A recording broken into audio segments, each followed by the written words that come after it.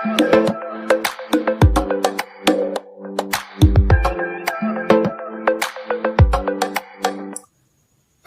Video में हम पढ़ेंगे कक्षा 10वीं का विषय विज्ञान यानी कि सब्जेक्ट साइंस से पाठ नंबर 3 जिसका नाम है धातु एवं अधातु। पाठ शुरू करने से पहले महत्वपूर्ण जानकारी दे देता हूं। जो भी पाठ 3 धातु एवं अधातु के प्रश्न दिए गए हैं एनसीईआरटी की किताब में, उसके सॉल्यूशन और नोट्स दोनों का लिंक डिस्क्रिप्शन बॉक्स में दिया गया है। पाठ में सबसे पहले समझते हैं धातु के भौतिक गुणधर्म। ठीक है, सभी धातु किस प्रकार के गुणधर्म दर्शाते हैं।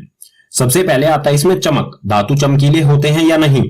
तो धातु की सतह चमकदार होती है यानी कि धातु चमकीले होते हैं। उदाहरण में सोना और चांदी जो कि चमकीले धातु के उदाहरण हो जाएंगे।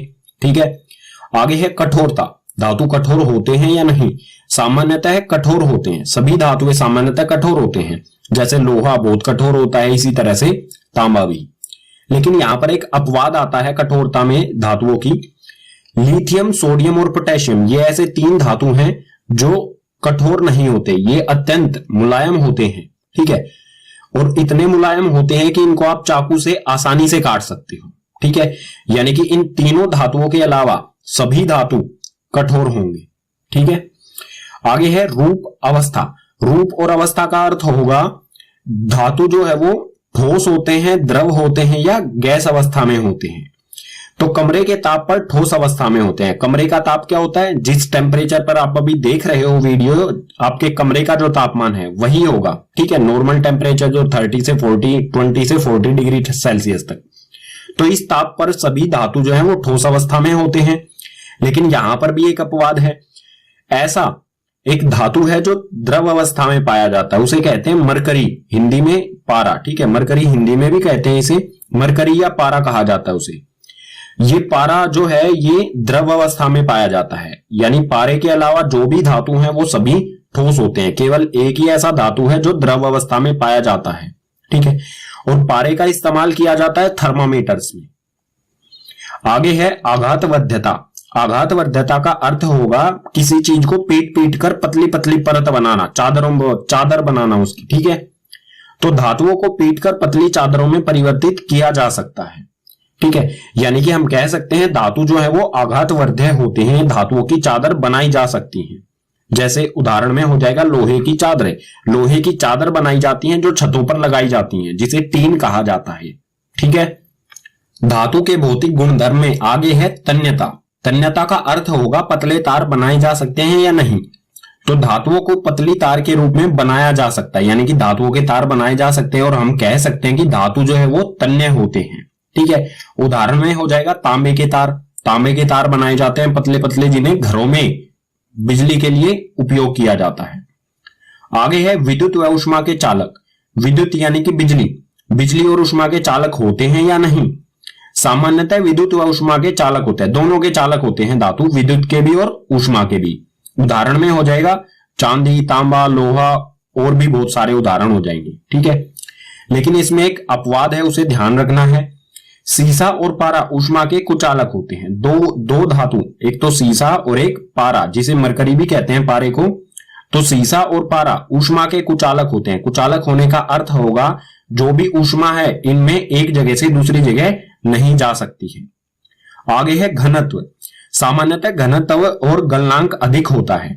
जो भी धातु होते हैं उनका घनत्व भी और गलनांक भी। गलनांक का अर्थ होगा तरल अवस्था, किस ताप पर वो तरल अवस्था में आते हैं। तो गलनांक का जो ताप है वो अधिक होता है। ठीक है, तापमान।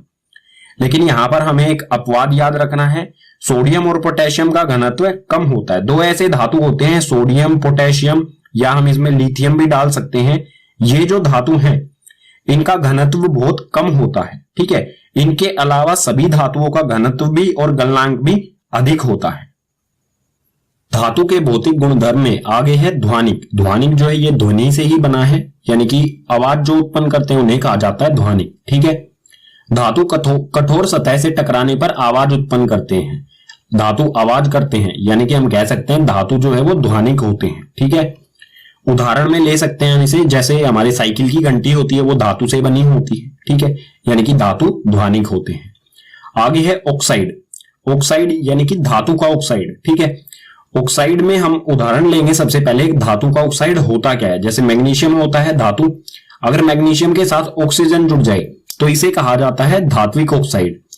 तो जो भी धातु के ऑक्साइड यानी धात्विक ऑक्साइड होते हैं क्षारक प्रवृत्ति के होते हैं, ठीक है। जो भी, जैसे ये मैग्नीशियम ऑक्साइड है, ये धातु ऑक्साइड है, ये क्षारक प्रवृत्ति का होता है। इसके अलावा भी जो भी धातु ऑक्साइड है वो सभी क्षारक प्रवृत्ति के ही होते हैं। अब देखते हैं अधातु के भौतिक गुणधर्म। अधातु के भौतिक गुणधर्म बिल्कुल विपरीत या फिर कहें उल्टे होते हैं धातुओं के। इसमें सबसे पहले है चमक। अधातु की सतह चमकदार नहीं होती है। हम कह सकते हैं इसका मतलब अधातु जो है वो चमकीले नहीं होते हैं। जैसे उदाहरण में लेंगे हम कार्बन। कार्बन यानी कि कोयला, कोयला चमकदार नहीं होता है, ठीक है। एक अपवाद है इसमें, वो भी हमें ध्यान रखना है, आयोडीन की सतह चमकदार होती है। एक ऐसा अधातु आयोडीन होता है जो चमकदार होता है। इसके अलावा जो भी अधातु हैं वो चमकदार नहीं होते हैं, अकेला आयोडीन ही चमकदार होता है बस, ठीक है। आगे है कठोरता। अधातु कठोर नहीं होते हैं। कठोर नहीं होने का मतलब क्या होगा, अधातु को हम कह सकते हैं मुलायम होते हैं, ठीक है। उदाहरण में हो जाएगा कोयला। कोयले को आसानी से तोड़ा जा सकता है। लेकिन हमें इसमें एक अपवाद जो कि बहुत महत्वपूर्ण है याद रखना है, हीरा सबसे कठोर होता है। हीरा अधातु का ही एक अपरूप होता है, ये कार्बन का अपरूप होता है, ठीक है। कार्बन का अपरूप होता है हीरा, जो कि एक अधातु से ही बना होता है। और ये सबसे प्रकृति में पाए जाने वाला सबसे कठोर वस्तु जो है वो हीरा ही है। ये धातुओं से भी कठोर होता है, ठीक है। तो इसे ध्यान रखना है। आगे है अवस्था या फिर कहें रूप। अवस्था यानी कि ठोस, द्रव या गैस। कमरे के ताप पर या तो ठोस या गैसीय अवस्था में होते हैं। जो भी अधातु होते हैं या तो वो ठोस अवस्था में पाए जाते हैं कमरे के ताप पर या फिर गैस अवस्था में। इसमें भी अपवाद है।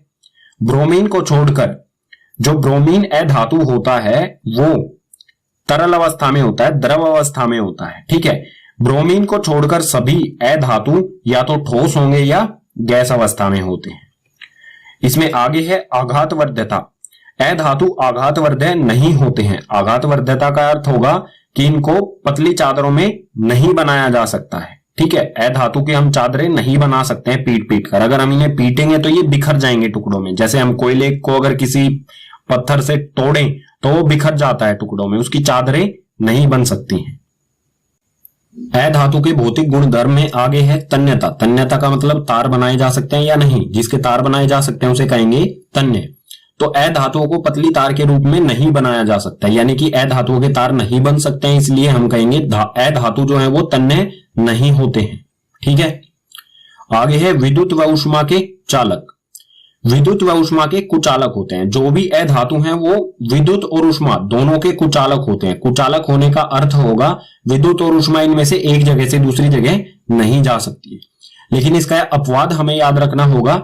ग्रेफाइट विद्युत का सुचालक होता है। ग्रेफाइट जो है ये कार्बन का अपरूप होता है, जो हमारे पेंसिल का सिक्का होता है वही होता है ये ग्रेफाइट, और ये विद्युत का सुचालक होता है। सुचालक यानी कि इसमें से विद्युत एक जगह से दूसरी जगह जा सकती है, इसलिए हमें पेंसिल को किसी भी प्लग वगैरह में नहीं डालना चाहिए विद्युत के, उससे हमें झटका लग सकता है, ठीक है। आगे है घनत्व। सामान्यतः घनत्व और गलनांक कम होता है, ठीक है। जो भी अधातु होते हैं उनका घनत्व भी और गलनांक भी कम होता है, यानी कि बहुत कम तापमान पर ये तरल अवस्था में आ जाते हैं। आगे है ध्वनिक। ध्वनिक यानी कि आवाज जो उत्पन्न करते हैं उसे कहा जाता है ध्वनिक। अधातु कठोर सतह से टकराने पर आवाज उत्पन्न नहीं करते हैं, और आवाज उत्पन्न नहीं करते हैं इसलिए हम कहेंगे अधातु जो है वो ध्वनिक नहीं होते हैं, ठीक है। आगे है ऑक्साइड। ऑक्साइड यानी कि अधातु का ऑक्साइड। अधातु के ऑक्साइड को अधात्विक ऑक्साइड भी कहा जाता है। तो सबसे पहले एक उदाहरण ले लेते हैं अधात्विक ऑक्साइड का। अधातु होता है कार्बन। अगर कार्बन के साथ ऑक्सीजन, ऑक्साइड का मतलब क्या होगा, ऑक्सीजन का जुड़ा होना, तो कार्बन के साथ ऑक्सीजन को जोड़ दिया जाए तो बन जाता है CO2। ये अधात्विक ऑक्साइड, ठीक है। तो जो भी अधात्विक ऑक्साइड होते हैं अम्लीय प्रवृत्ति के होते हैं, यानी कि जो भी कोई भी अधातु के साथ ऑक्सीजन का जुड़ा होना होगा वो अम्लीय प्रवृत्ति का होगा, ठीक है। पाठ में अगला विषय आता है हमारा धातुओं के रासायनिक गुणधर्म। जो भी धातु हैं वो किसी चीज के साथ अभिक्रिया करके उत्पाद में क्या बनाएंगे यही देखेंगे। तो इसमें सबसे पहले देखते हैं धातुओं की वायु के साथ अभिक्रिया। वायु यानी कि ऑक्सीजन, ठीक है। वायु की जगह हम ऑक्सीजन क्यों लेते हैं, ये कई बच्चे सवाल पूछते हैं, तो ये भी बता देता हूं। वायु में मुख्यतः दो गैसें होती हैं, एक तो नाइट्रोजन और एक ऑक्सीजन। और जो नाइट्रोजन गैस होती है ये क्रियाशील नहीं होती है, ये किसी भी चीज के साथ क्रिया करती ही नहीं है। तो बची हुई गैस क्या है? ऑक्सीजन। ये क्रियाशील गैस होती है, ये आसानी से क्रिया कर लेती है, अभिक्रिया कर लेती है। इसलिए जहां पर भी लिखा हो किसी भी चीज की अभिक्रिया हो रही है वायु के साथ, तो उसे समझ जाना है ऑक्सीजन के साथ। ठीक है, तो देखते हैं धातु ऑक्सीजन के साथ या वायु के साथ अभिक्रिया करके उत्पाद में क्या बनाते हैं।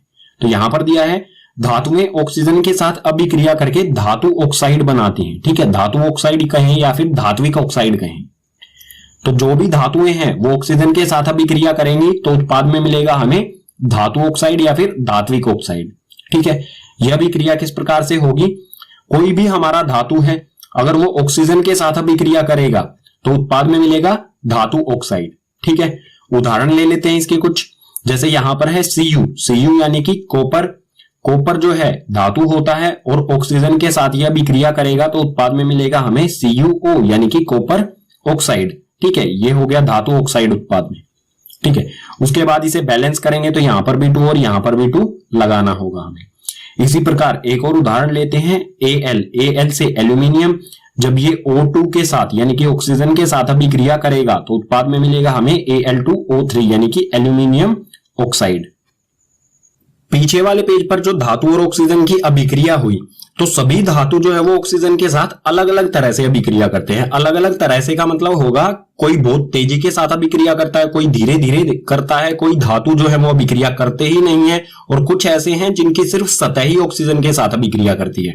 तो उसी के बारे में देखते हैं। धातु ऑक्सीजन के साथ अलग अलग तरह से अभिक्रिया करते हैं।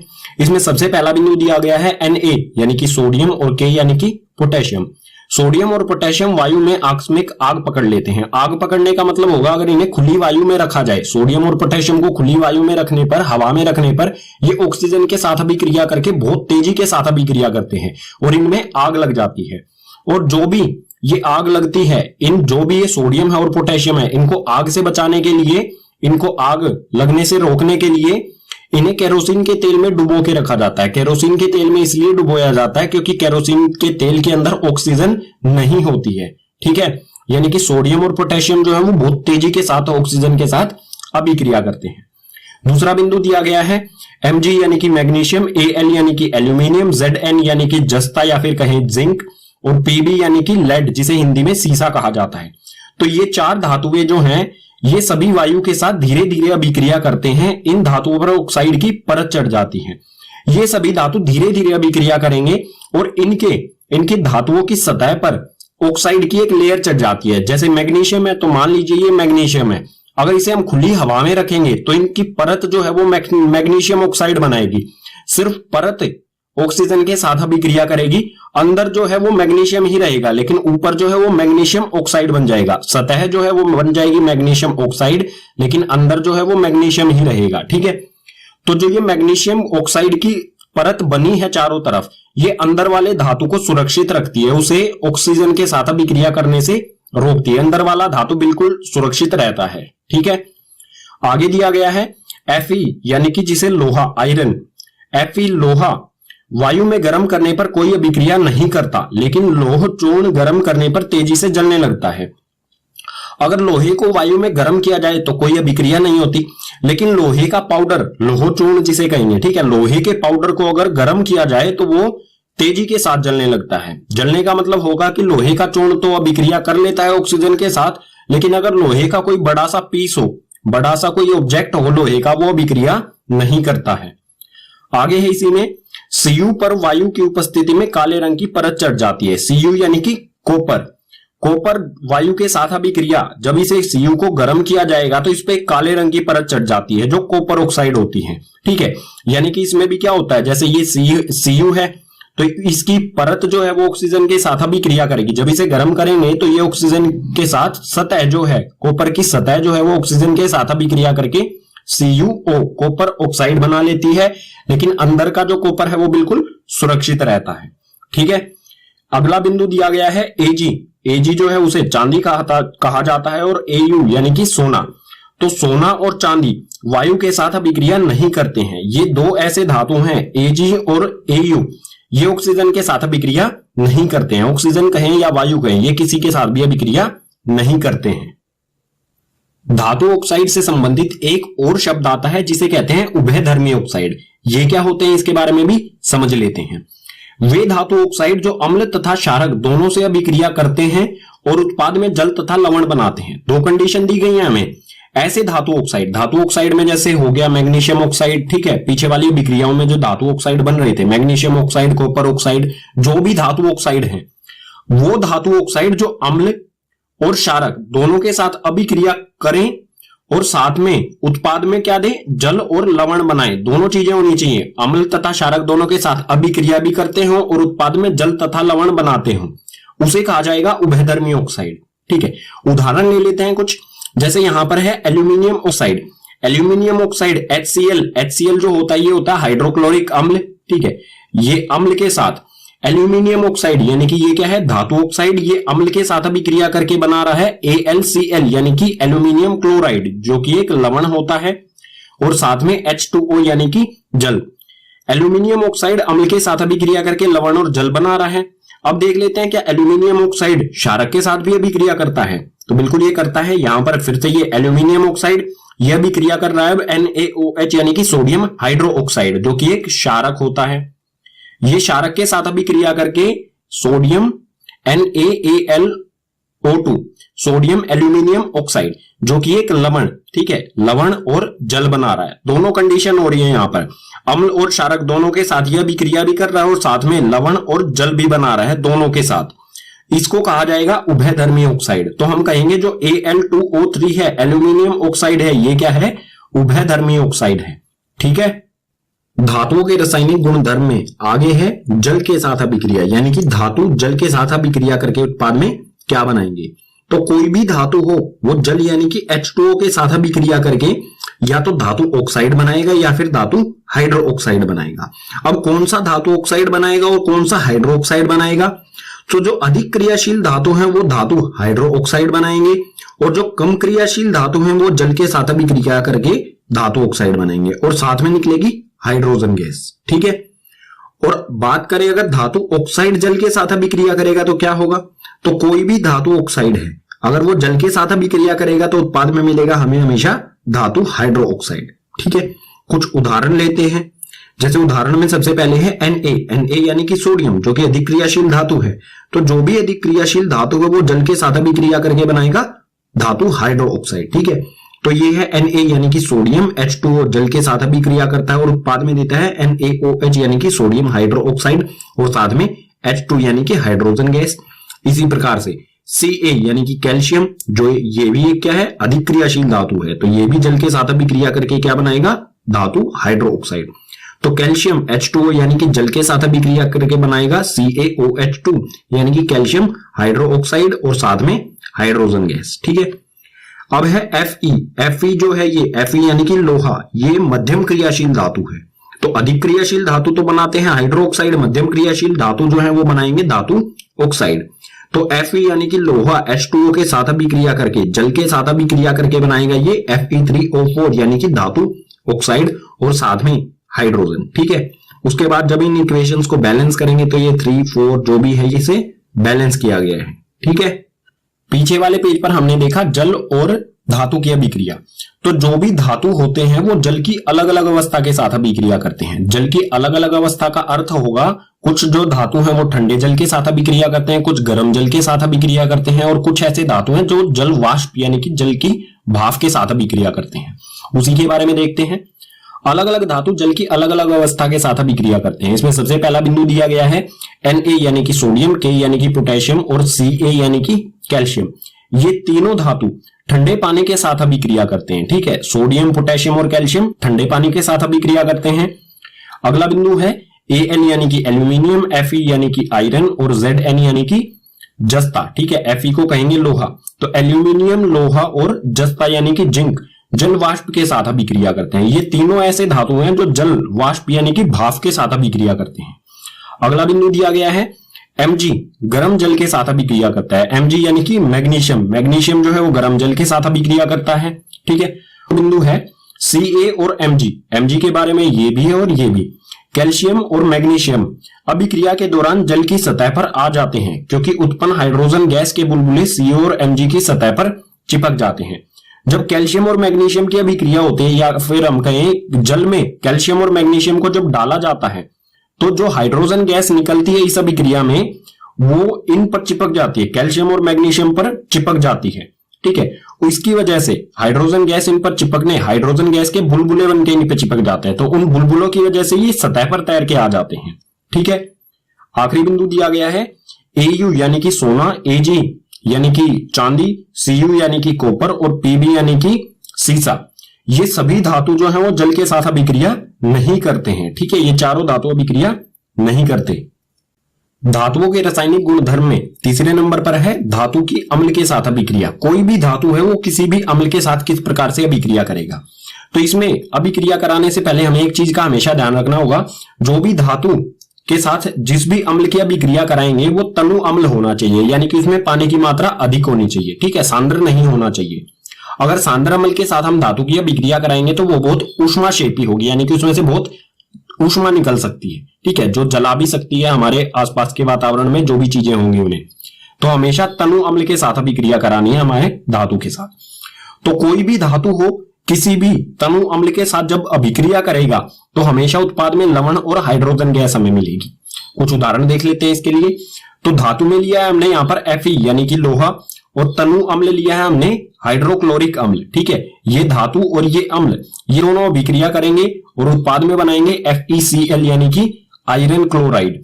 आयरन क्लोराइड कहें या फिर लोहे का क्लोराइड, आयरन क्लोराइड और साथ में हाइड्रोजन गैस। जो आयरन क्लोराइड है ये लवण होता है और साथ में मिल गई हमें हाइड्रोजन गैस। यानी कि कोई भी धातु हो और कोई भी अम्ल हो, दोनों अभिक्रिया करके हमेशा लवण और हाइड्रोजन गैस ही बनाएंगे। एक और उदाहरण देख लेते हैं। यहां पर है एल्यूमिनियम Al से, और फिर से है HCl तनु अम्ल। ठीक है, तनु हाइड्रोक्लोरिक अम्ल।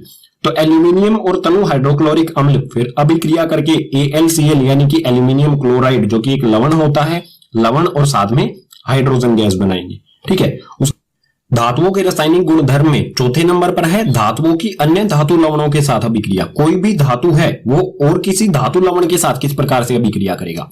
धातु लवण क्या होता है, पीछे वाले जो पेज पर अभिक्रिया हुई थी धातु और अम्ल की, उसमें जो बनने वाला लवण था, धातु से बनने वाला लवण था, उसको कहा जाएगा धातु लवण। जैसे पीछे वाले पेज पर बना था FeCl2।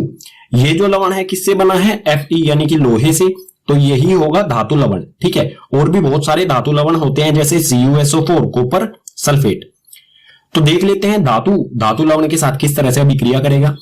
मान लीजिए कोई धातु A है। ठीक है, कोई एक A धातु है, वो B धातु के लवण विलयन के साथ जब अभिक्रिया करेगा तो जो धातु A है लवण विलयन जो B का है, इसमें से B धातु को ही विस्थापित कर देगा। विस्थापित अभिक्रिया जो है, विस्थापन अभिक्रिया, ये हम पार्ट 1 में पढ़ चुके हैं। तो उत्पाद जो होगा वो बनेगा धातु A का लवण विलयन और B से अलग हो जाएगा। ठीक है, यानी कि धातु A क्या कर रहा है, B धातु को उसी के विलयन से अलग कर दे रहा है, विस्थापित कर दे रहा है। ये होती है विस्थापन अभिक्रिया। ठीक है, एक उदाहरण ले लेते हैं। जैसे धातु A में लिया है हमने आयरन यानी कि लोहा, और लवण विलयन जो B है वो है CuSO4 यानी कि कॉपर सल्फेट, कॉपर का सल्फेट विलयन। तो लोहा क्या करेगा, कॉपर सल्फेट विलयन में से कॉपर को ही अलग निकाल देगा, कॉपर को ही विस्थापित कर देगा और बनाएगा FeSO4 यानी कि लोहे का सल्फेट विलयन, और साथ में Cu अलग निकल जाएगा। ये जो विस्थापन अभिक्रिया हुई, अब बात आती है कौन सा धातु किस धातु को विस्थापित कर सकता है। तो हमेशा जो अधिक क्रियाशील धातु होता है वो कम क्रियाशील धातु को विस्थापित कर देता है। यहां पर जो लोहा है वो कॉपर से अधिक क्रियाशील है, इसलिए ये कॉपर को अलग निकाल दे रहा है। ठीक है, अगर यहां पर होता कॉपर, ये कुछ इस तरह से होता Cu प्लस में FeSO4, तो जो अभिक्रिया होती वो बिल्कुल ऐसी ही रहती, कोई अभिक्रिया ही नहीं होती, इसमें हमें वही रहता FeSO4 प्लस में Cu, इसमें कोई बदलाव नहीं आता। क्योंकि जो लोहा है वो ज्यादा क्रियाशील है, कॉपर कम क्रियाशील है। अगर ज्यादा क्रियाशील धातु होता, लोहे से ज्यादा क्रियाशील धातु होता यहां पर, जैसे कोई Zn होता, तो लोहे को ये विस्थापित कर सकता था। अब हमें कैसे पता चलेगा कौन सा धातु अधिक क्रियाशील है, कौन सा धातु कम क्रियाशील है, कौन सा मध्यम क्रियाशील है। तो ये सारी जानकारी मिलेगी हमें सक्रियता श्रेणी से। सक्रियता श्रेणी बहुत महत्वपूर्ण है, अगले पेज पर बिल्कुल विस्तार से यानी कि डिटेल में पढ़ते हैं इसे। अब देखते हैं सक्रियता श्रेणी। सक्रियता श्रेणी होती क्या है, वह सारणी जिसमें धातुओं की क्रियाशीलता को आरोही क्रम में व्यवस्थित किया जाता है उसे कहा जाता है सक्रियता श्रेणी। ठीक है, इसमें जो भी धातु हैं उनकी क्रियाशीलता के आधार पर आरोही क्रम यानी कि घटते क्रम में सबसे ज्यादा क्रियाशील सबसे ऊपर और उससे कम क्रियाशील जो भी होंगे उससे नीचे आते जाएंगे। ठीक है, आरोही क्रम में जिन भी धातुओं को व्यवस्थित किया जाएगा उनकी क्रियाशीलता के आधार पर उसी को कहा जाता है सक्रियता श्रेणी। और हमें ये सक्रियता श्रेणी किताब में दी गई है यहां पर। ठीक है, सो जो भी सबसे अधिक क्रियाशील कौन सा धातु होता है, के यानी कि पोटेशियम, उससे कम जैसे जैसे इसमें नीचे की तरफ जाएंगे इनकी क्रियाशीलता कम होती जाएगी। अगर ऊपर से नीचे की तरफ क्रियाशीलता कम, नीचे से ऊपर की तरफ क्रियाशीलता बढ़ती जाएगी। तो सबसे अधिक क्रियाशील है पोटेशियम, उससे कम सोडियम, उसके बाद कैल्शियम, मैग्नीशियम, फिर एल्यूमिनियम, जिंक, लोहा, Fe यानी कि लोहा, Pb यानी कि लेड या फिर कहीं सीसा। उसके बाद आता था हाइड्रोजन ये अधातु है। ठीक है, इसी में है ये भी। तो हाइड्रोजन आता है, उससे कम क्रियाशील है कॉपर, उससे कम क्रियाशील मरकरी यानी कि पारा, उससे कम क्रियाशील सिल्वर यानी कि चांदी, और सबसे कम क्रियाशील Au यानी कि गोल्ड या फिर कहें सोना। ये है कुल मिला के सक्रियता श्रेणी। अब पीछे क्या हो रहा था, पीछे आयरन यानी कि Fe जो था वो Cu को कॉपर सल्फेट के विलयन में से Cu को विस्थापित कर रहा था। क्यों कर रहा था, क्योंकि लोहा यानी कि आयरन जो है वो ऊपर है टेबल में और Cu जो है वो नीचे है। ये है लोहे की पोजीशन और ये है कॉपर की पोजीशन। कॉपर जो है वो कम क्रियाशील है, लोहा अधिक क्रियाशील है।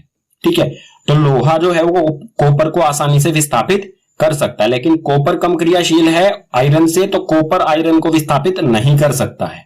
ठीक है, इसी प्रकार से अगर हम कहें कि लोहे को कौन कौन विस्थापित कर सकता है इसके विलयन में से, तो वो होगा जिंक कर सकता है, एल्यूमिनियम, मैग्नीशियम, कैल्शियम, सोडियम और पोटेशियम, यानी कि इससे ऊपर वाले सभी कर सकते हैं इसको विस्थापित। ठीक है, सक्रियता श्रेणी के बाद अब हमारा विषय आता है धातु की अधातुओं के साथ अभिक्रिया। यानी कि कोई भी एक धातु है वो दूसरे अधातु के साथ किस प्रकार से अभिक्रिया करेगा, या फिर हम कह सकते हैं धातु और अधातु एक दूसरे के साथ किस प्रकार से अभिक्रिया करते हैं। तो इसमें हमें कुछ बिंदु दिए गए हैं, उन्हें समझते हैं पहले, फिर इसका एक उदाहरण देखेंगे अगले पेज पर। तत्वों की अभिक्रियाशीलता संयोजकता कोश को पूरा करने की प्रवृत्ति के रूप में समझ सकते हैं। जो भी तत्व हैं चाहे वो धातु हो और अधातु, ठीक है, उनकी अभिक्रियाशीलता संयोजकता कोश को पूर्ण करने की प्रवृत्ति के रूप में हमें समझ सकते हैं। और संयोजकता कोश पूर्ण करने की प्रवृत्ति क्या होती है, आप कक्षा 9 में अष्टक का नियम पढ़ चुके होंगे पाठ 3 से। ठीक है, कक्षा 9 की साइंस बुक के पाठ 3 से, उसको मैं फिर से बता देता हूं क्या होता है। एक उदाहरण ले लेते हैं, अच्छी तरह से आप समझ जाएंगे। सोडियम होता है Na यानी कि इसकी परमाणु संख्या होती है 11। ठीक है, सोडियम की परमाणु संख्या 11, और जो भी इसके कोश होते हैं, सोडियम के कोश कौन कौन से होते हैं, यानी कि सभी तत्वों के ही कोश होते हैं। पहला कोश होता है K, उससे अगला L, उसके बाद M, उसके बाद N, फिर O, P, Q ऐसे आ जाएंगे। ठीक है, ये कोश होते हैं। पहले कोश में हमेशा 2 इलेक्ट्रॉन होते हैं। ठीक है, 11 में से 2 इलेक्ट्रॉन आ गए K वाले कोश में। ठीक है, बचे कितने, 9। अगले कोश में हमेशा पहले कोश में 2 होने चाहिए, उससे अगले कोश में 8 होने चाहिए, उससे अगले कोश में भी 8 होने चाहिए। लेकिन यहां पर कितने बचे, 8 और 2 10 तो आ गए, यहां पर बचा इसमें 1। तो M जो कोश है उसमें आएगा 1 इलेक्ट्रॉन। अब जो भी है इसका जो इलेक्ट्रॉनिक विन्यास है, इलेक्ट्रॉनिक विन्यास क्या होगा सोडियम का, 2, 8 और 1, यानी कि इसके आखिरी कोश में कितने हैं, आखिरी कोश में है 1 इलेक्ट्रॉन। अब ये 1 इलेक्ट्रॉन संयोजकता कोश पूर्ण करने की प्रवृत्ति क्या होती है कि जो भी आखिरी कोश होता है उसमें अष्टक बनाना, अष्टक यानी कि 8 बनाना इसमें। तो M कोश में 8 बनाने के लिए सोडियम को क्या जरूरत है, इसको 7 की जरूरत है। लेकिन 7 लेने में तो बहुत ज्यादा एनर्जी, शक्ति लग जाएगी इसे, इतनी शक्ति किसी भी उसमें नहीं होती है, तत्व में नहीं होती है। ठीक है, तो ये क्या करेगा, एक जो है, जो भी ये 1 इलेक्ट्रॉन है इसको दान कर देगा, दूसरे किसी अधातु को या दूसरे धातु को दे देगा। ठीक है, सोडियम किसी दूसरे धातु को देने के बाद बन जाएगा Na। ठीक है, और इसका इलेक्ट्रॉनिक विन्यास हो जाएगा 2 और 8। ठीक है, 2,8, पहले में 2 उसके बाद में 8, 1 इसने दे दिया है। तो आखिरी कोश जो हो गया इसका खाली, आखिरी कोश जो खाली कोश कभी भी हम नहीं गिनते हैं। ठीक है, यानी कि आखिरी कोश क्या होगा इसका, L वाला कोश, और L कोश में अपने आप ही 8 है, तो ये बन जाएगा संयोजकता कोश जो है इसका पूरा हो गया। ठीक है, इस आधार पर ये किसी भी दूसरे अधातु के साथ अभिक्रिया करते हैं। ठीक है, उदाहरण लेंगे इसका अगले पेज पर, आप अच्छी तरह से इसे समझ जाएंगे। तो आगे दिया है इसमें, धातु संयोजकता कोष से इलेक्ट्रॉन त्याग कर धन आयन बनाते हैं। धातु हमेशा क्या करेगा, इलेक्ट्रॉन का त्याग करेगा, यानी कि इलेक्ट्रॉन किसी दूसरे को दे देगा, ठीक है, और धन आयन बनाएगा। जो भी इलेक्ट्रॉन का त्याग करेगा वो धन आयन बनाएगा। धन आयन यानी कि सोडियम पर क्या आएगा, जैसे कोई भी धातु, जैसे यहां पर सोडियम ने क्या किया, एक इलेक्ट्रॉन किसी और को दे देगा ये, और धन आयन बनाएगा। धन आयन यानी कि सोडियम पे जितने भी देगा ये, अगर इसने एक दिया है तो एक जमा का निशान आ जाएगा, अगर कोई दो देता है, एल्यूमिनियम के आखिरी उसमें 3 होते हैं, वो 3 का दान करता है, तो एल्यूमिनियम जो है वो 3 जमा बनाएगा, ठीक है, 3 आयंस, यानी कि ये क्या दर्शाता है, उसने 3 इलेक्ट्रॉन दूसरे को दे दिए, ठीक है। एक जमा दर्शाता है कि इसने 1 इलेक्ट्रॉन दिया है, ये 3 जमा दर्शाता है कि इसने 3 दिए हैं। और ये धन आयन यानी कि जमा वाला आयन बनाता है, ये सोडियम का धन आयन, ये एल्यूमिनियम का धन आयन, ठीक है। अगला बिंदु दिया है, अधातु संयोजकता कोष में इलेक्ट्रॉन ग्रहण करने से करके ऋण आयन बनाते हैं। अधातु क्या करते हैं, हमेशा इलेक्ट्रॉनों का ग्रहण करते हैं, इलेक्ट्रॉन ये अपनी तरफ खींच लेते हैं। जो धातु किसी इलेक्ट्रॉन क्या करता है, देता है किसी को, और अधातु लेता है, तो धातु जो देगा वो अधातु से ले लेगा, ठीक है। जैसे क्लोरीन है, क्लोरीन जो है वो 1 इलेक्ट्रॉन की से जरूरत होती है, तो ये 1 इलेक्ट्रॉन किसी धातु से ले लेता है और बनाता है ऋण आयन। ऋण आयन यानी कि घटा वाला आयन, तो Cl घटा का आयन बनाता है ये, ठीक है। जैसे ये धन आयन बनते हैं, इसी प्रकार से ये देने के बाद देने वाला हमेशा जमा में आयन बनाएगा और लेने वाला हमेशा घटा वाले आयन बनाएगा, ठीक है। अगला बिंदु दिया है, ऐसे यौगिक जो इलेक्ट्रॉनों के आदान प्रदान द्वारा बनते हैं उन्हें आयनिक यौगिक कहते हैं। अब जो भी यौगिक बनेगा, धातु और अधातु किस प्रकार से अभिक्रिया करते हैं, आयनों के आदान प्रदान से, ठीक है। इलेक्ट्रॉन्स या फिर कहें आयंस इलेक्ट्रॉन्स के आदान प्रदान से बनते हैं, और जो भी इलेक्ट्रॉन के आदान प्रदान से बनने वाला यौगिक है उन्हें कहा जाता है आयनिक यौगिक, ठीक है। जैसे इसका उदाहरण हो जाएगा आयनिक यौगिक का NaCl। यहां पर क्या करता है, Na जो है वो 1 इलेक्ट्रॉन क्लोरीन को दे देता है, ठीक है, और इनसे बनता है NaCl। इसे देखते हैं ये किस प्रकार बनता है एक आगे वाले पेज पर। अब देखते हैं आयनिक यौगिक का एक उदाहरण जो कि है सोडियम क्लोराइड यानी कि NaCl। ये किस तरह से बनता है, तो इसमें धातु जो है वो है Na यानी कि सोडियम, और क्लोरीन अधातु है क्लोरीन, ठीक है। तो सबसे पहले देखते हैं सोडियम जो है इसके इलेक्ट्रॉनिक विन्यास क्या होगा। तो सोडियम की परमाणु संख्या होती है 11, इसका इलेक्ट्रॉनिक विन्यास में पीछे वाले पेज पर भी बता चुका हूं, वो होता है 2, 8 और 1, ठीक है। और इसी प्रकार से क्लोरीन जो है उसके परमाणु संख्या होती है 17, इसका इलेक्ट्रॉनिक विन्यास क्या होगा, पहले में 2, उससे अगले में 8, उससे अगले में बचे हुए जितने भी 2 और 8 हो गए 10, अगले में बचे हुए आ जाएंगे 7। तो इसके में सोडियम के आखिरी कोष में है 1 इलेक्ट्रॉन और क्लोरीन के आखिरी कोष में है 7 इलेक्ट्रॉन। ये किस प्रकार से एक दूसरे के साथ अभिक्रिया करेंगे, सोडियम Na के आखिरी कोष में है 1 इलेक्ट्रॉन, तो इसे हम इसके चारों ओर एक बिंदु से दर्शाएंगे, ठीक है। ये जो बिंदु लगाया है ये है इसके चारों तरफ 1 इलेक्ट्रॉन, ठीक है, आखिरी कोष वाला। और क्लोरीन में है 7, तो ये बनाया हमने क्लोरीन, इसमें है ये कांटे से बना रहा हूं मैं, ठीक है, क्रॉस कर रहा हूं जो ये है इसके इलेक्ट्रॉन, तो 7 है कुल, 4 हो गए, ये 5, 6 और 7। अब ये दोनों किस प्रकार से अभिक्रिया करेंगे, जो सोडियम के पास 1 है, सोडियम को जरूरत अष्टक बनाने की कोशिश करेगा, ये भी और ये भी, इसको 1 की जरूरत है, इसके पास 1 ज्यादा है, अगर ये 1 इसको दे देता है तो इसके 8 भी हो जाएंगे और इसके भी आखिरी कोष में 8 ही बचेंगे। तो सोडियम क्या करेगा, ये वाला जो इलेक्ट्रॉन है क्लोरीन को दे देगा, ठीक है, ये पहुंच गया क्लोरीन के पास। अब आप देखेंगे कि सोडियम का भी आखिरी कोष 8 बचा, यानी कि सोडियम का भी कोष पूरा हो गया और क्लोरीन के भी पूरे 8 हो गए, ठीक है। अब सोडियम ने अगर 1 दिया है तो सोडियम जो है वो Na जमा का होगा, धन आयन बनाएगा, और क्लोरीन ने जितना भी लिया है, क्लोरीन ने 1 लिया है तो क्लोरीन ऋण आयन बनाएगा, ठीक है। Na जो है वो जमा का होगा, धन आयन यानी कि जमा का आयन, और क्लोरीन घटा का आयन, ऋण आयन कहेंगे इसे, ठीक है। अगर हम इसके जो इक्वेशन की फॉर्म में अगर हम इसे लिखना चाहें तो वो किस प्रकार से होगा, Na का इलेक्ट्रॉनिक विन्यास है 2, 8, 1, ठीक है। ये 1 इलेक्ट्रॉन अलग कर देगा अपने से, ठीक है, आखिरी कोष का 1 इलेक्ट्रॉन अलग कर देगा तो बनाएगा Na जमा, ठीक है। Na जमा वाला जो है ये क्या हो गया, 2 और 8। Na जमा का जो इलेक्ट्रॉनिक विन्यास होगा 2, 8, ठीक है, और 1 इलेक्ट्रॉन आ गया यहां पर, ठीक है। अब क्लोरीन क्या करेगा, क्लोरीन यहां पर आ गया, क्लोरीन का इलेक्ट्रॉनिक विन्यास है 2, 8 और 7। जो एक इलेक्ट्रॉन सोडियम ने अलग किया था ये आ गया यहां पर, ठीक है। एक इलेक्ट्रॉन क्या करेगा, ये क्लोरीन अपने साथ जोड़ लेगा और क्लोरीन नेगेटिव बनाएगा, नेगेटिव यानी कि घटा वाला ऋण आयन बनाएगा, ये 2, 8 और 8, ठीक है। ये हो गई इसकी सूत्र में अगर हम लिखना चाहें तो इसे, ठीक है। धातु और अधातु की परस्पर अभिक्रिया से जो आयनिक यौगिक बनते हैं उनके कुछ गुणधर्म देख लेते हैं।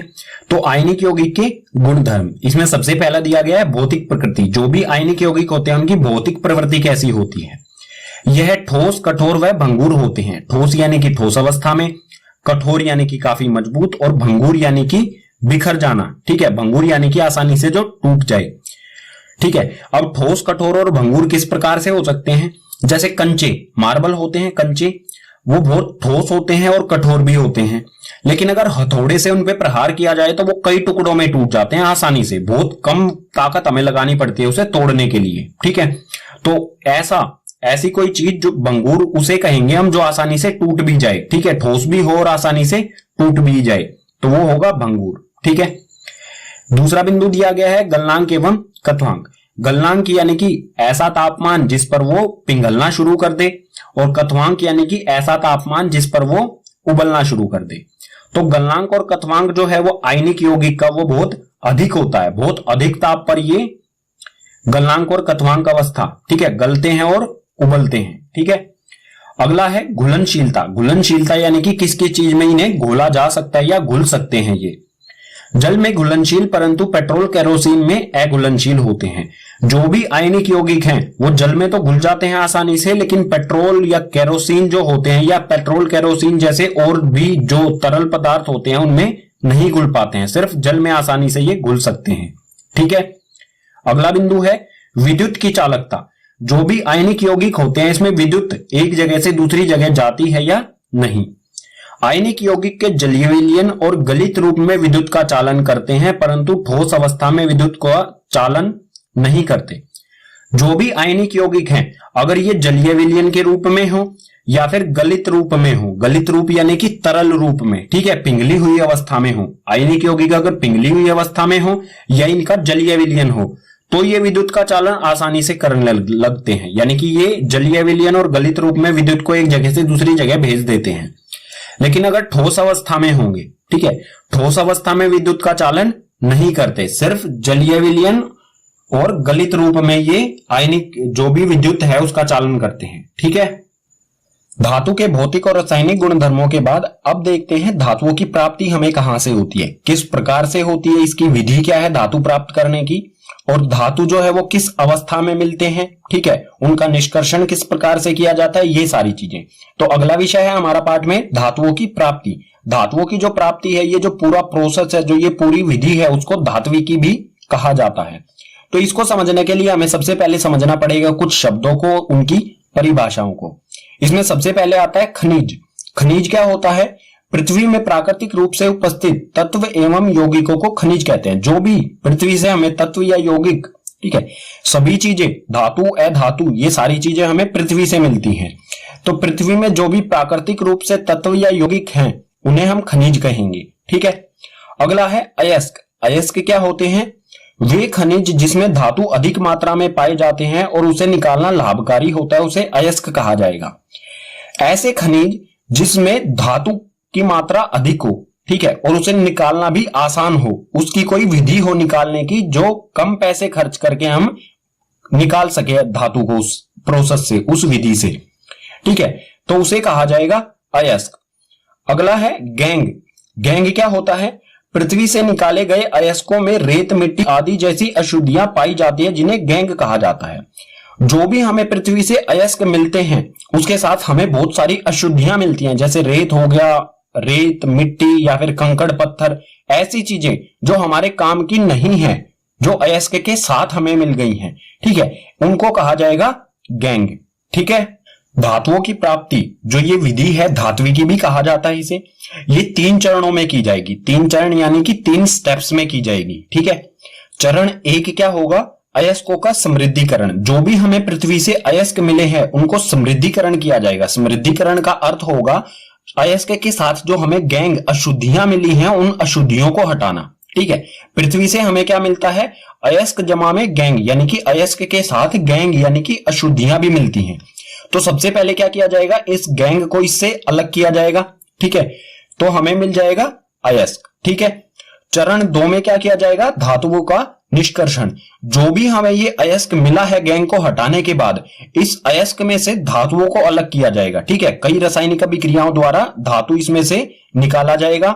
और चरण 3 जो है वो है धातुओं का परिष्करण। परिष्करण का अर्थ है धातु, यहां से अयस्क मिला हमें, चरण 2 में धातु निकाल लेंगे हम। अब जो हमें धातु मिला है वो शुद्ध नहीं होता, उसमें कुछ स्लैग्स होते हैं, कुछ अशुद्धियां होती हैं। ठीक है, तो आखिरी चरण में क्या करेंगे, धातुओं का परिष्करण यानी कि बिल्कुल शुद्ध धातु हम उससे प्राप्त करेंगे। ठीक है, तो ये जो तीनों चरण हैं इनको एक एक करके विस्तार से पढ़ते हैं आगे वाले पेजेस पर। धातुओं की प्राप्ति में चरण पहला चरण है अयस्कों का समृद्धिकरण। अयस्कों का समृद्धिकरण यानी कि जो भी मिश्रण मिला है हमें अयस्क और गैंग का पृथ्वी से। ठीक है, पृथ्वी से हमें क्या मिलता है, अयस्क और गैंग मिक्सचर मिलते हैं ये। ठीक है, मिश्रण मिलता है, तो इसमें से गैंग को हटाना और अयस्क को प्राप्त करना। सबसे पहले क्या करेंगे, अयस्क को प्राप्त करेंगे, गैंग को हटा देंगे इसमें से। तो ये किस प्रकार से किया जाता है, अनेक विधियों द्वारा ये किया जा सकता है, कई विधियां हैं इसकी। ठीक है, जैसे पानी से साफ करना, रेत मिट्टी जैसे जो भी गैंग होगा उसे पानी से साफ किया जा सकता है, या फिर जो अयस्क और गैंग है कम मिश्रण है इसको पीस लिया जाए। ठीक है, पीसने के बाद छान कर किया जा सकता है, रसायनों का उपयोग करके किया जा सकता है, या फिर चुंबक के द्वारा किया जा सकता है। जो रेत मिट्टी है वो चुंबक की तरफ आकर्षित नहीं होती हैं, लेकिन ऐसा कोई अयस्क हो जो चुंबक की तरफ आकर्षित होता हो तो उसे चुंबक के द्वारा भी अलग किया जा सकता है। इसके अलावा और बहुत सारी विधियां हैं जिनमें गैंग को हटाया जाता है अयस्कों से। ठीक है, चरण 1 धातुओं के समृद्धिकरण के बाद आता है चरण 2 जो है धातुओं का निष्कर्षण, यानी कि जो भी हमें अयस्क मिला है उससे धातु किस प्रकार से निकाला जाएगा। तो ये है यहां पर सक्रियता श्रेणी, इसमें सभी जो भी धातु हैं उनको किस प्रकार से निकाला जाएगा ये देखते हैं। जो अधिक क्रियाशील धातु हैं यानी कि जो ऊपर वाले धातु हैं, सक्रियता श्रेणी में ऊपर वाले धातु जो अधिक क्रियाशील हैं ये स्वतंत्र रूप में नहीं मिलते हैं, इनका विद्युत अपघटन किया जाता है। ठीक है, जो भी अधिक क्रियाशील धातु हैं उनका विद्युत अपघटन किया जाता है, यानी कि इनके अयस्कों का विद्युत अपघटन किया जाएगा और हमें शुद्ध धातु मिल जाएगा। ये किस प्रकार से किया जाएगा आगे वाले पेजेस पर हम पढ़ेंगे। ठीक है, अब बात आती है मध्यम क्रियाशील, जो ना तो ज्यादा क्रियाशील है और ना ही कम क्रियाशील है, जो धीरे धीरे अभिक्रिया करते हैं, उनको किस प्रकार से निष्कर्षण किया जाएगा या फिर कहें अयस्कों से निकाला जाएगा। जो भी मध्यम क्रियाशील धातुएं हैं वो या तो सल्फाइड अयस्क के रूप में होती हैं, या तो ऑक्साइड के अयस्क के रूप में, या कार्बोनेट अयस्क के रूप में। तो इनको निकालने का, इनका निष्कर्षण करने का क्या तरीका है, जो सल्फाइड अयस्क है या कार्बोनेट अयस्क है इनको सबसे पहले ऑक्साइड में, धातु ऑक्साइड में परिवर्तित किया जाएगा, और धातु ऑक्साइड में परिवर्तन करने के बाद कार्बन द्वारा इनका उपचयन किया जाता है। ठीक है, कार्बन के साथ इनकी अभिक्रिया कर दी जाती है और शुद्ध धातु हमें मिल जाता है। अब आता है कम क्रियाशील, जो कम क्रियाशील धातु हैं उनका किस प्रकार से निष्कर्षण किया जाएगा। तो जो भी कम क्रियाशील धातु हैं वो हमें स्वतंत्र रूप में ही मिलते हैं। ठीक है, पृथ्वी से हमें ये शुद्ध धातु के रूप में ही मिलते हैं। ठीक है, चरण 2 धातुओं का निष्कर्षण में जो सक्रियता श्रेणी के नीचे वाले धातु हैं यानी कि कम क्रियाशील धातु हैं उनका निष्कर्षण किस प्रकार से किया जाता है विस्तार से पढ़ते हैं। तो यहां पर है कम क्रियाशील धातुओं का निष्कर्षण। कम क्रियाशील धातु कौन कौन से होते हैं, Au, Ag, Hg और Cu, यानी कि सोना, चांदी, पारा या फिर कहें मरकरी और कॉपर। जो Au और Ag यानी कि सोना और चांदी है ये हमें स्वतंत्र अवस्था में मिलते हैं, सीधा हमें ये प्रकृति से मिल जाते हैं। ठीक है, ये किसी भी अयस्क के रूप में नहीं होते। अयस्क के रूप में जो है वो Hg और Cu होते हैं। ये या तो ऑक्साइड के अयस्क के रूप में होंगे या सल्फाइड के अयस्क के रूप में होंगे। तो इनका निष्कर्षण किस प्रकार से किया जाएगा ये देखते हैं। यह बहुत अनअभिक्रिय होते हैं। इन धातुओं के ऑक्साइड को केवल गर्म करने से ही धातु प्राप्त किया जा सकता है। जो Hg है और Cu है ये या तो सल्फाइड या ऑक्साइड के अयस्क के रूप में मिलेंगे।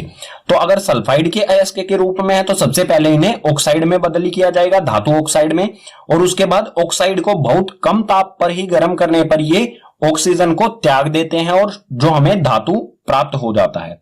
उदाहरण देख लेते हैं इसके लिए। Hg का निष्कर्षण सिनाबार से। Hg पारा जो है इसका अयस्क होता है सिनाबार। सिनाबार का जो फॉर्मूला है वो है HgS यानी कि पारा सल्फाइड या फिर कहें मरकरी सल्फाइड। ठीक है, मरकरी सल्फाइड को कहा जाता है सिनाबार। ठीक है, तो Hg का निष्कर्षण HgS से किस प्रकार से किया जाता है ये अभिक्रिया के से देखते हैं। यहां पर दिया गया है HgS, इसे वायु ऑक्सीजन की उपस्थिति में जब गर्म किया जाएगा, ठीक है, इसे गर्म किया जाएगा तो ये HgO जो मरकरी ऑक्साइड में परिवर्तित हो जाएगा और सल्फर डाइऑक्साइड गैस निकल जाएगी इसमें से। ठीक है, अब जो ये HgO यानी कि मरकरी ऑक्साइड है यहां पर आ गया, इसे फिर से गर्म किया जाएगा। ठीक है, इसे फिर से गर्म किया जाएगा तो इसमें से ऑक्सीजन जो है ये ऑक्सीजन जो है ये अलग निकल जाएगी और हमें मिल जाएगा धातु। ठीक है, कम क्रियाशील धातुओं का किस प्रकार से किया जाएगा, अगर सल्फाइड के रूप में है या ऑक्साइड के रूप में तो इन्हें सिर्फ गर्म करने से ही ये हमें शुद्ध धातु मिल जाता है। ठीक है, एक और उदाहरण देख लेते हैं। इसी तरह CuS से Cu का निष्कर्षण किया जाता है, कॉपर सल्फाइड से कॉपर का निष्कर्षण किया जाता है। यह है कॉपर सल्फाइड, ऑक्सीजन की उपस्थिति में इसे गर्म किया जाएगा।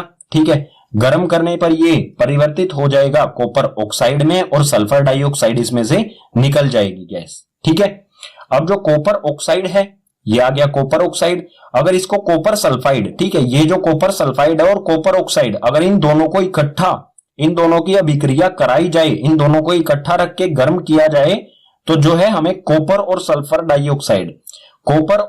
डाइऑक्साइड मिल जाते हैं। ठीक है, ये मिल गया हमें कॉपर।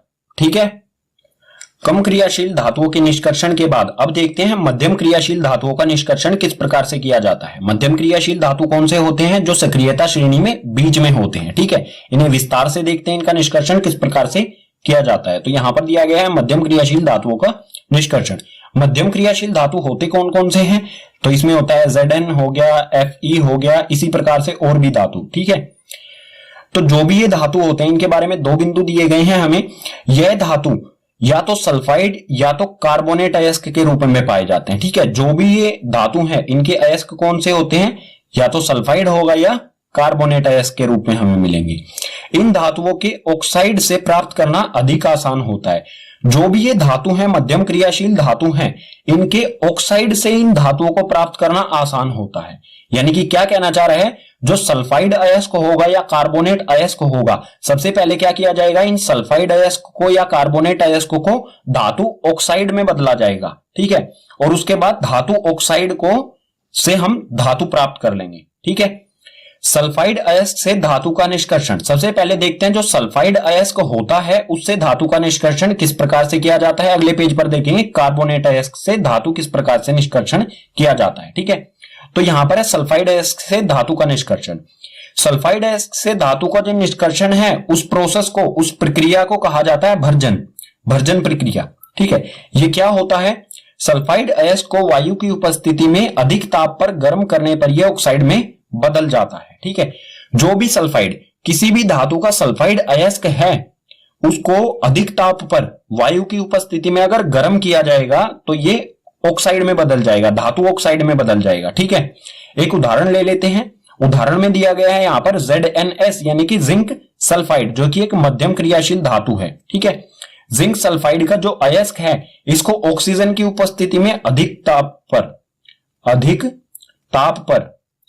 अधिक तापमान इसे दिया जाएगा, अधिक ताप पर इसे गर्म किया जाएगा वायु की उपस्थिति यानी कि ऑक्सीजन की उपस्थिति में, तो ये बदल के हो जाएगा ZnO यानी कि जिंक ऑक्साइड, और साथ में सल्फर डाइऑक्साइड जो गैस है वो निकल जाएगी।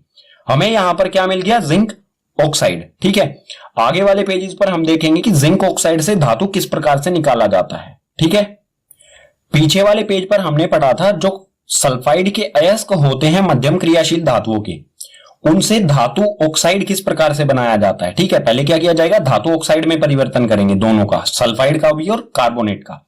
तो कार्बोनेट के अयस्क से धातु ऑक्साइड किस प्रकार से बनाया जाता है यही देखते हैं। कार्बोनेट अयस्क से धातु का निष्कर्षण, जो कार्बोनेट अयस्क से धातु का निष्कर्षण किया जाता है इस प्रोसेस को कहा जाता है निस्तापन। ठीक है, यानी कि कार्बोनेट अयस्क, धातु कार्बोनेट का जो अयस्क है उसको धातु ऑक्साइड में बदली करना, उसको कहा जाएगा निस्तापन। तो कार्बोनेट अयस्क को वायु की सीमित मात्रा या फिर कहें अनुपस्थिति में अधिक ताप पर गर्म करने पर यह ऑक्साइड के रूप में परिवर्तित हो जाता है। जो भी कार्बोनेट का अयस्क होता है, धातु कार्बोनेट का जो भी अयस्क है, अगर उसको या तो वायु हो ही ना या फिर सीमित मात्रा में वायु हो, इसमें गर्म किया जाएगा तो वो ऑक्साइड, धातु ऑक्साइड में परिवर्तित हो जाएगा। ठीक है, इसका एक उदाहरण देख लेते हैं। यहां पर दिया गया है ZnCO3 यानी कि जिंक कार्बोनेट। ये जो अयस्क है इसको गर्म किया जाएगा। ठीक है, इसमें यहां पर क्या है, ऑक्सीजन पहले से ही है, O3 है, तो इसको वायु की यानी कि ऑक्सीजन की अनुपस्थिति में, जहां पर ऑक्सीजन ना हो वहां पर इसे गर्म किया जाएगा तो ये बदली हो जाएगा ZnO यानी कि जिंक ऑक्साइड में, और कार्बन डाइऑक्साइड जो गैस है वो बाहर निकल जाएगी। जो भी प्रोसेस था पीछे वाला, जो भर्जन था सल्फाइड अयस्क को धातु ऑक्साइड में, हमने ZnO में बदला था, और निस्तापन विधि द्वारा यानी कि कार्बोनेट अयस्क को भी हमने किस में बदल लिया, ZnO यानी कि ऑक्साइड में। तो भर्जन और निस्तापन विधियों से हमने धातु ऑक्साइड प्राप्त हुआ। जो भी अब धातु ऑक्साइड है, धातु ऑक्साइड से धातु किस प्रकार से प्राप्त किया जाएगा ये देखते हैं अगले पेज पर। मध्यम क्रियाशील धातुओं के सल्फाइड और कार्बोनेट अयस्क को हमने भर्जन और निस्तापन विधि से धातु ऑक्साइड में परिवर्तित किया। अब जो भी हमें धातु ऑक्साइड मिला था उदाहरण में, भर्जन से भी हमें क्या मिला था, ZnO, और निस्तापन से भी हमें ZnO ही मिला था। ठीक है, उदाहरण जो हमने लिया था। तो अब ये जो ZnO है, इसमें से ऑक्सीजन को हटा के किस प्रकार से धातु प्राप्त किया जाएगा ये देखते हैं। तो धातु ऑक्साइड का अपचयन, जो भी ये धातु ऑक्साइड है इसका किया जाएगा अपचयन। अपचयन के बारे में आप पाठ 1 में पढ़ चुके होंगे। अपचयन का अर्थ क्या होता है, ऑक्सीजन को हटाना। ठीक है, अपचयन का अर्थ होता है ऑक्सीजन को हटाना, किसी भी चीज से ऑक्सीजन का हटना अपचयन कहलाता है। और ये किस प्रकार से किया जाता है, अपचयन के लिए कुछ अपचायकों का उपयोग किया जाता है। अपचायक क्या होते हैं, ठीक है, जो भी अपचयन है उसके लिए कुछ अपचायकों का प्रयोग किया जाता है। अपचायक वो होते हैं जो ऑक्सीजन को अपनी तरफ खींच लेते हैं। और अपचायक के अगर कुछ उदाहरण की बात करें, कुछ अपचायक के उदाहरण जैसे कार्बन, कार्बन जो है वो ऑक्सीजन को अपनी तरफ खींच लेता है और बनाता है कार्बन मोनोऑक्साइड। इसी प्रकार से कार्बन मोनोऑक्साइड भी ऑक्सीजन को खींच लेता है, बनाता है कार्बन डाइऑक्साइड। और जो H2 है, हाइड्रोजन भी अपनी तरफ खींच लेता है ऑक्सीजन को और बनाता है H2O यानी कि जल। एक इसका उदाहरण ले लेते हैं। ठीक है, ये था हमारा ZnO। अगर ZnO की C के साथ यानी कि कार्बन के साथ, कार्बन को जो है कोक भी कहा जाता है, ठीक है, तो इसकी अभिक्रिया अगर कार्बन के साथ कराई जाए तो कार्बन जो है, ऑक्सीजन जो है वो कार्बन के साथ चला जाएगा। ठीक है, और हमें मिलेगा शुद्ध यानी कि हमें मिलेगा धातु और मिलेगा कार्बन मोनोऑक्साइड। ये गैस होती है, ये गैस निकल जाएगी और हमें धातु मिल जाएगा। कम क्रियाशील और मध्यम क्रियाशील धातुओं के निष्कर्षण के बाद अब देखते हैं अधिक क्रियाशील धातुओं का निष्कर्षण किस प्रकार से किया जाएगा। अधिक क्रियाशील यानी कि जो सक्रियता श्रेणी में ऊपर की ओर दिए गए हैं। ठीक है, और इनके कुछ उदाहरण हो जाएंगे अधिक क्रियाशील धातुओं के, जैसे कि K यानी कि पोटेशियम, Na यानी कि सोडियम, Ca यानी कि कैल्शियम, Mg यानी कि मैग्नीशियम, इसके अलावा एल्यूमिनियम भी आता है इसमें। ठीक है, तो अधिक क्रियाशील धातुओं का निष्कर्षण यानी कि इन धातुओं को किस प्रकार से प्राप्त किया जाएगा इनके अयस्कों से। इसमें पहला बिंदु दिया गया है, यह धातु अत्यधिक क्रियाशील होने के कारण अपचयन नहीं किया जा सकता है। जो भी ये धातुएं बहुत अधिक क्रियाशील होते हैं, इसलिए जो भी इनके ऑक्साइड होंगे, जैसे सोडियम ऑक्साइड हो गया, तो सोडियम ऑक्साइड का अपचयन नहीं किया जा सकता, यानी कि जो सोडियम के साथ ऑक्सीजन जुड़ा है उस ऑक्सीजन को नहीं हटाया जा सकता है। जो भी हमारे उपचायक होते हैं, उपचायक कौन कौन से होते हैं, जैसे कार्बन हो गया, कार्बन मोनोऑक्साइड हो गया, या फिर हाइड्रोजन, इनके द्वारा ऑक्सीजन को नहीं हटाया जा सकता है। ठीक है, यानी कि जो भी ये विधि है, ऑक्सीजन अपचयन विधि, इस पर लागू नहीं होगी। तो इनका निष्कर्षण किस प्रकार से किया जाएगा, इन धातुओं को विद्युत अपघटन द्वारा प्राप्त किया जाएगा। विधि है ये, विद्युत अपघटन विधि द्वारा इन धातुओं को प्राप्त किया जाता है। विद्युत अपघटन के लिए सबसे पहले क्या होना चाहिए, जो भी ये धातु हैं इनके अयस्क या तो हमें जो है वो धातु लवण के रूप में ही मिलते हैं, या फिर और किसी भी अलग रूप में भी हैं, तो उन्हें सबसे पहले धातु लवण में परिवर्तित किया जाएगा। ठीक है, तो जो भी हमें धातु लवण मिला, धातु लवण का उदाहरण देख लेते हैं, जैसे NaCl, NaCl यानी कि सोडियम क्लोराइड, सोडियम से बनने वाला लवण है ये। ठीक है, तो NaCl से Na यानी कि सोडियम का निष्कर्षण किस प्रकार से किया जाएगा, NaCl से सोडियम किस प्रकार से प्राप्त किया जाएगा। इसे डायग्राम से समझते हैं। सबसे पहले जो भी हमारा सोडियम क्लोराइड है, इसको द्रव अवस्था यानी कि गलित अवस्था, इसे अधिक ताप पर गलित अवस्था में लाया जाएगा, तरल, ठीक है। इसे पिघलाया जाएगा और पिघला के इस बड़े से टब जो दिख रहा है आपको, इसमें डाला जाएगा। इसमें ये जो नीला नीला दिख रहा है आपको, ये है सोडियम क्लोराइड, ठीक है। इसमें दो रोड लगाई जाएंगी, एक तो होगी कैथोड और एक एनोड। कैथोड यानी कि ऋणी जिस पे चार्ज होता है, और एनोड यानी कि जिस पे धनात्मक चार्ज होता है, ठीक। अब जैसे ही इसमें से इसे एक बैटरी के साथ कनेक्ट किया जाएगा, जैसे ही विद्युत इसमें से प्रवाहित होगी, ठीक है, तो जो सोडियम और क्लोरीन है, इनके बीच का जो आबंध है वो टूट जाएगा और सोडियम बनेगा Na पॉजिटिव चार्ज और क्लोरीन जो होगा वो नेगेटिव चार्ज, यानी कि सोडियम धनात्मक चार्ज क्योंकि ये एक इलेक्ट्रॉन का त्याग कर देता है, और क्लोरीन जो होगा वो ऋणी चार्ज होगा क्योंकि ये एक इलेक्ट्रॉन ग्रहण करता है। तो जो सोडियम हमेशा जमा वाला चार्ज जो है वो किसकी तरफ आकर्षित होता है, घटा की तरफ। तो जो सोडियम है वो कैथोड की तरफ आकर्षित होगा और जो क्लोरीन है वो एनोड यानी कि जमा की तरफ आकर्षित होगा, ठीक है। और क्लोरीन एनोड पर आकर गैस के रूप में यहां से निकल जाएगा एनोड से, और जो भी हमारा सोडियम धातु है वो कैथोड पर आकर निक्षेपित हो जाएगा। निक्षेपित यानी कि यहां पर आकर इस पे चिपक जाएगा, इकट्ठा हो जाएगा। सोडियम धातु हम कहां से प्राप्त करेंगे, कैथोड से, यानी कि जो भी अधिक क्रियाशील धातु हैं वो हमें कहां पर मिलेंगी, कैथोड पे। हमेशा धातु जो है वो हमें कैथोड से ही मिलेगा, और जो भी अधातु होगा लवण में, धातु लवण में जो भी अधातु होगा वो एनोड पर इकट्ठा होगा, ठीक है। धातु हमें मिल जाएगा कैथोड से। तो इसमें भी यही दिया गया है, धातु कैथोड पर मिलेगा हमें और क्लोरीन एनोड पर, ठीक है। क्लोरीन एनोड पर आएगी लेकिन गैस बन के निकल जाएगा, ठीक है। कम क्रियाशील, मध्यम क्रियाशील और अधिक क्रियाशील धातुओं के निष्कर्षण से जो हमें धातु प्राप्त हुआ है उसमें भी कुछ अशुद्धियां होती हैं जिन्हें अपद्रव्य कहा जाता है, ठीक है। उनको हटाना जरूरी होता है, नहीं तो वो धातु को कमजोर बनाती है, ठीक है। तो उनको हटाने के लिए हम करते हैं चरण 3 जो है धातुओं का परिष्करण, ठीक है। जो भी अपद्रव्य होते हैं उनको हटाने के लिए हम उपयोग में लाते हैं धातुओं का परिष्करण। ये किस प्रकार से किया जाता है, इसमें बिंदु दिया गया, हमें इसे पढ़ते हैं। धातुओं से अपद्रव्य, अपद्रव्य को इंग्लिश में स्लैग्स कहा जाता है, ठीक है। तो जो भी अपद्रव्य है उसको हटाने के लिए सबसे अधिक उपयोगी विधि है विद्युत अपघटनी परिष्करण, ठीक है। इस विधि का उपयोग ज्यादातर लाया जाता है, ये बहुत आसान विधि है, सस्ती भी पड़ती है, इसलिए विद्युत अपघटनी परिष्करण किया जाता है जो भी हमें धातु प्राप्त हुआ है, ठीक है। एक उदाहरण से इसे समझते हैं। मान लीजिए हमें कॉपर, ठीक है, कॉपर का परिष्करण करना है, कॉपर जो है उसको शुद्ध बनाना है, ठीक है।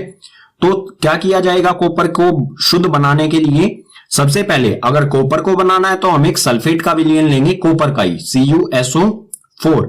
ये विलयन हम एक टम्बलर में डालेंगे, ठीक है। ये बाल्टी सी जो दिख रही है इसमें क्या है, कॉपर सल्फेट का विलयन है, ठीक है। ये कॉपर सल्फेट का विलयन है। इसमें 2 रोड लगाई जाएंगी कॉपर की ही, एक तो बिल्कुल शुद्ध कॉपर की कॉपर धातु की, ठीक है, कैथोड पर लगाई जाएगी कॉपर की, और एक वो लगाई जाएगी जिसमें से हमें ऐसा कॉपर जिसमें से हमें अपद्रव्य को निकालना है, यानी कि अशुद्ध जो कॉपर की रोड है वो लगाई जाएगी एनोड पर, ठीक है। कैथोड जो है वो माइनस यानी कि ऋणी चार्ज होता है और एनोड जो है वो धनात्मक चार्ज होता है। तो कॉपर की शुद्ध धातु की जो रोड है वो लगाई जाएगी पतली, ठीक है, पतली लगाई जाएगी कैथोड पर, और एनोड पर अशुद्ध कॉपर की मोटी रोड लगाई जाएगी। इसे एक सर्किट से जोड़ दिया जाएगा, विद्युत सर्किट से, ठीक है। एक बैटरी और इसमें एक कुंजी लगी होगी, ठीक है। अब आते हैं हमारे पहला पॉइंट पर। जब विद्युत धारा प्रवाहित होगी अशुद्ध धातु अपघटय में घुलने लगेगा। अपघटय यानी कि जो भी ये विलयन है, ठीक है, CuSO4 यानी कि कॉपर सल्फेट, ठीक है। जैसे ही हम इस कुंजी को ऑन करेंगे यानी कि स्विच को ऑन करेंगे, इसमें से विद्युत धारा प्रवाहित होगी। जो भी एनोड पर अशुद्ध कॉपर है वो इस विलयन घुलने लगेगा, ठीक है, इस विलयन में घुलने लगेगा। कॉपर जो इस विलयन में आने पर क्या होगा, 2 चार्ज हो जाएगा, ठीक है। क्या हो जाएगा, Cu2+ चार्ज हो जाएगा। और एनोड जो है यहां पर एनोड पर बचेंगे 2 इलेक्ट्रॉन, ठीक है। ये इस तरह से टूट जाएगा, 2 इलेक्ट्रॉन्स में टूट जाएगा, ठीक है। जो कॉपर ये वाला पार्ट है ये विलयन में घुल जाएगा और 2 इलेक्ट्रॉन है सर्किट से होते हुए कैथोड पर आ जाएंगे, ठीक है। अगला बिंदु दिया गया है, उसी समय अपघटय से शुद्ध धातु उतनी ही मात्रा में कैथोड पर निक्षेपित हो जाता है। अपघटय यानी कि CuSO4। जो एनोड से विलयन में जितना कॉपर घुला है उतना ही कॉपर जो है विलयन से कैथोड पर आके निक्षेपित यानी कि जम जाता है। ठीक है, इस रोड पर जम जाएगा। ऐसे ही ये प्रोसेस चलता रहेगा। इसमें से धातु जो है, मतलब जो भी धातु है इसमें से पिघल के विलयन में घुलेगा और विलयन में जो कॉपर है धातु वो कैथोड पर आके जम जाएगा। कुछ देर इस स्विच को ऑन रहने से क्या होगा, जो ये मोटी रोड थी हमने जो एनोड पर लगाई थी ये धीरे धीरे पतली हो जाएगी और कैथोड पर जो पतली रोड लगाई थी ये मोटी हो जाएगी, क्योंकि इस पे जो कॉपर था अशुद्ध कॉपर वो शुद्ध पहले विलयन में घुला और उसके बाद विलयन से कैथोड पर शुद्ध धातु यहां पर इस पे आके चिपक जाएगा। और जो भी इसमें अशुद्धि यानी कि अपद्रव्य होंगे उनका क्या होगा, अविलेय अशुद्धि एनोड तली पर निक्षेपित होती है जिससे एनोड पंख कहते हैं। जो भी अशुद्धियां थी अपद्रव्य यानी कि स्लैग्स थे वो क्या हो गए, एनोड के नीचे इकट्ठे हो जाएंगे। ठीक है, ये लाल लाल सा आपको दिख रहा है, ये क्या है, अपद्रव्य अशुद्धियां। ठीक है, स्लैग्स जिसे कहेंगे हम, यहां पर ये इकट्ठी हो जाएगी और जो भी ये अशुद्धि यहां पर इकट्ठी हुई है इन्हें एनोड पंख भी कहा जाता है। ठीक है, अब यहां पर जो भी ये प्रक्रिया हुई है इसमें एक रासायनिक अभिक्रिया हुई है, इसे आगे वाले पेज पर समझते हैं। विद्युत अपघटनी को इस डायग्राम की सहायता से पीछे वाले पेज पर हमने समझ लिया था। अब देख लेते हैं एनोड पर और कैथोड पर जो अभिक्रिया हुई वो किस प्रकार से हुई। ठीक है, तो एनोड ये इंग्लिश में लिखा गया है, कोई फर्क नहीं पड़ता, इसे लिख देते हैं एनोड। ठीक है, और ये कैथोड। तो एनोड पर क्या हुआ, जो भी अशुद्ध कॉपर था, ठीक है, जो भी अशुद्ध कॉपर था उसने 2 इलेक्ट्रॉन त्याग दिए। जैसे ही स्विच कुंजी को ऑन किया गया है इसने 2 इलेक्ट्रॉनों का त्याग कर दिया। ठीक है, ये है कॉपर। जैसे ही विद्युत धारा इसमें से प्रवाहित की गई तो कॉपर जो है वो 2 धन आयन बनाता है। ठीक है, क्योंकि इसने 2 इलेक्ट्रॉनों का त्याग कर दिया। और ये जो कॉपर है 2 पॉजिटिव यानी कि 2 धन आयन, ये जो है इस विलयन में घुल जाता है और जो इस विलयन में कॉपर होता है वो कैथोड पर आ जाता है। ठीक है, एनोड की अभिक्रिया ये हुई। कैथोड पर क्या हुआ, जो विलयन में कॉपर था, ठीक है, ये विलयन वाला कॉपर, इसके पास क्या है 2 इलेक्ट्रॉन। ठीक है, 2 इलेक्ट्रॉन धनायन है और जो एनोड पर इसने त्याग किए थे 2 इलेक्ट्रॉन वो घूमकर इस सर्किट से किस पर आ जाते हैं, कैथोड पर। ठीक है, 2 इलेक्ट्रॉन यहां आ गए कैथोड पर और ये कॉपर के साथ इकट्ठा करके क्या बनाएंगे, शुद्ध कॉपर बना लेते हैं। ठीक है, शुद्ध कॉपर हमें मिल जाएगा कैथोड वाली रोड पर। ठीक है, पाठ में अगला विषय आता है हमारा संक्षारण। संक्षारण के बारे में आप पाठ 1 में भी पढ़ चुके होंगे, फिर से देखते हैं। धातुएं अपने आसपास अम्ल, आर्द्रता व वायु के संपर्क में आने से संक्षारित हो जाती हैं, इसी को कहा जाता है संक्षारण। संक्षारण जो है वो धातुओं को कमजोर बनाता है। ठीक है, धीरे धीरे करके नष्ट कर देता है। ठीक है, बिल्कुल खत्म कर देता है। इसके कुछ उदाहरण देख लेते हैं। सिल्वर वायु की उपस्थिति में काला हो जाता है, यानी कि सिल्वर जब वायु के संपर्क में आता है तो इस पे जो संक्षारण होता है वो काले रंग की इस पे परत चढ़ जाती है जिससे सिल्वर कमजोर हो जाता है। सिल्वर यानी कि चांदी। ठीक है, इसी प्रकार से कॉपर आर्द्र CO2 आर्द्र कार्बन डाइऑक्साइड के साथ अभिक्रिया करके कॉपर कार्बोनेट बनाता है। ठीक है, हरे रंग का बन जाता है। जो भी कॉपर होता है वो आर्द्र यानी कि नमी वाली कार्बन डाइऑक्साइड के साथ अभिक्रिया करेगा और जो भी कॉपर है उसके ऊपर एक हरे रंग की परत आ जाती है, वो क्या होती है, वो होती है कॉपर कार्बोनेट। ठीक है, इसी प्रकार से लोहा आर्द्र वायु के संपर्क में आने पर सतह पर भूरे रंग की परत बनाता है। जो भी लोहा होता है वो वायु, नमी वाली वायु के संपर्क में आने पर उस पर भूरे रंग की एक परत बन जाती है जो लोहे को कमजोर बनाती है और धीरे धीरे उसे नष्ट कर देती है। यानी कि संक्षारण जो है वो धातुओं को क्या करता है, नष्ट कर देता है धीरे धीरे। ठीक है, और संक्षारण जो है जल और वायु, जहां पर जल और वायु दोनों चीजें हैं तभी संक्षारण पॉसिबल है, तभी संक्षारण हो सकता है। ठीक है, अगर अकेला जल है तो संक्षारण नहीं होगा या फिर अकेली वायु है तो भी संक्षारण नहीं होगा। तो जो लोहा है वो वायु के संपर्क में आने से किस प्रकार से उसमें संक्षारण यानी कि जंग लगता है, क्योंकि वायु में भी जो है वो जल वाष्प होता है। ठीक है, जल जो है वाष्प के रूप में होता है वायु में, इसीलिए जो भी धातुएं हैं वो वायु आर्द्र वायु यानी कि ऐसी वायु जिसमें पानी की मात्रा है वाष्प के रूप में, उसके संपर्क में आने पर धातुओं का संक्षारण होता है। तो धातुओं को संक्षारण यानी कि गलने से, नष्ट होने से किस प्रकार बचाया जा सकता है ये देखते हैं अगले पेज पर। अब देखते हैं संक्षारण से धातुओं को किस प्रकार से बचाया जा सकता है। तो संक्षारण से सुरक्षा, धातुओं को संक्षारण से बचाने के लिए विभिन्न विधियां अपनाई जाती है। कई सारी विधियां हैं जिससे धातुओं को संक्षारण होने से बचाया जा सकता है, जैसे पेंट कर देना, तेल लगा देना या फिर ग्रीस लगा देना। ठीक है, पेंट करने से क्या होता है, वायु का संपर्क जो है धातु से हट जाता है। ठीक है, तेल लगाने से भी वायु का संपर्क, या फिर ग्रीस लगा देते हैं उससे भी। यशद लेपन, इसके बारे में आगे पढ़ेंगे क्या होता है।